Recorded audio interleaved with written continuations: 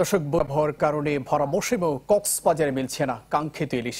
অবশ্য ভারতের রপ্তানি বন্ধের ঘোষণায় ইলিশের দাম নিম্নমুখী। বিস্তারিত জানাতে কক্সবাজার থেকে সরাসরি যোগ দিচ্ছেন সহকর্মী আজিম নিহাত। আজিম,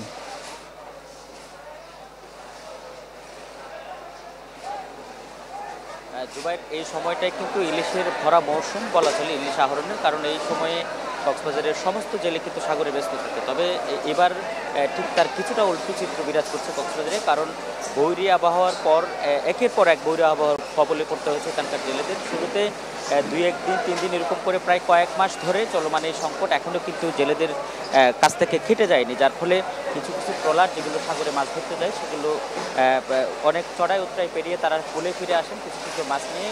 গত 2-3 দিন ধরে কিছুটা মাছ পড়ছে, যে কারণে আজকে আমি এই মুহূর্তে যেখানটায় আছি মৎস্য অবতরণ কেন্দ্র কক্সবাজারের একমাত্র, সেখানে জমজমাট পরিস্থিতি দেখা যাচ্ছে। আমরা সকাল থেকে দেখতে পেয়েছি যে বেশ কিছু ট্রলার তারা মাছ নিয়ে কুলে ফিরছে। এর মধ্যে অধিকাংশ ট্রলারে আমরা যেটি দেখতে পেয়েছি ইলিশের সংখ্যা অনেক বেশি ছিল আজকে, যে কারণে মৎস্য অবতরণ কেন্দ্রের এখানকার বিএফডিসির যিনি ম্যানেজার আছেন তিনি যেটি বলছেন, চলতি আগস্ট মাসে গতকাল পর্যন্ত 210 মেট্রিক টনের মতো ইলিশ আহরণ হয়েছে শুধুমাত্র এক মাসে। তবে আজকে অনেক বেশি, আজকেও সেই পরিমাণ, সেই তুলনায় গত এক মাসের তুলনায় অনেক বেশি ইলিশ আজকে এসেছে, যেখান থেকে তারা ধারণা করছেন যে এইভাবে যদি ধরা পড়তে থাকে তাহলে ইলিশের যে সংকট বিরাজ করছিল সেটি অনেকটা কেটে যাবে। তবে অন্যদিকে যেটি ভারতে রপ্তানি বন্ধের খবরে কিছুটা দাম কমতে শুরু করছে, তবে বিভিন্নভাবে অবৈধ